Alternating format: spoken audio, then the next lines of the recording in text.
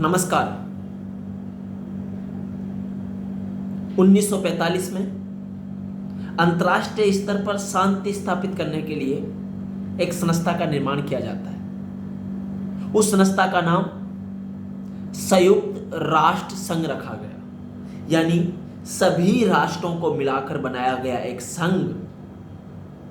और उसका उद्देश्य क्या था?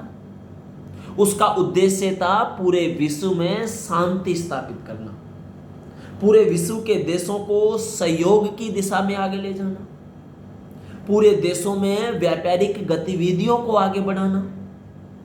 और एक उद्देश्य ये था कि अंतर्राष्ट्रीय स्तर पर जब ये देश आपस में जाएंगे तो इनके बीच में कॉम्प्लेक्स इंटरडिपेंडेंसी आ जाएगी, और जब कॉम्प्लेक्स इंटरडिपेंडेंसी आ जाएगी तो ये राष्ट्र सहयोग की तरफ बढ़ेंगे, न कि संघर्ष की तरफ। क्योंकि एक असफल प्रयास वुड्रो विल्सन के लीग ऑफ नेशन के रूप में दुनिया देख चुकी थी, और इस बार इसको यथार्थवादी और आदर्शवादी दोनों ढांचों में डाला गया।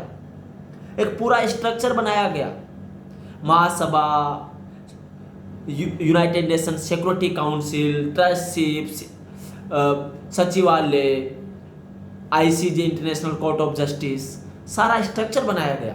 और ये देखा गया है कि दुनिया के देशों के बीच में संघर्ष ना हो, और अगर संघर्ष की परिस्थितियां बने तो मध्यस्थता के माध्यम से इन संघर्षों को दूर किया जाए।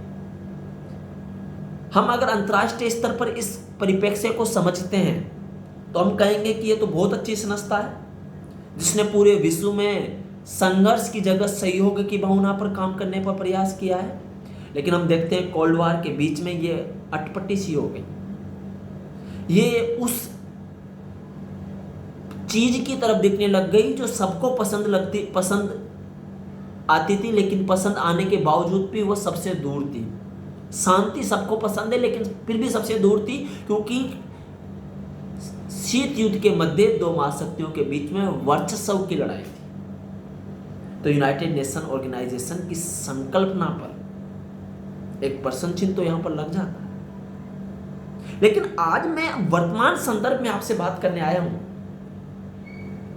क्योंकि रूस यूक्रेन का युद्ध, अफगानिस्तान में तालिबान का शासन, श्रीलंका का आर्थिक संकट, और साथ ही अंतर्राष्ट्रीय स्तर पर होने वाले कई सारे घटनाक्रम जहां पर संयुक्त राष्ट्र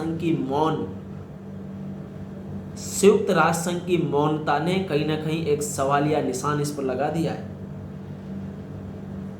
कि जिस मध्यस्थता के लिए, जिस शांति के लिए, जिस सहयोग के लिए इस ऑर्गेनाइजेशन को हम लाए थे, वह काम क्यों नहीं कर रहा है।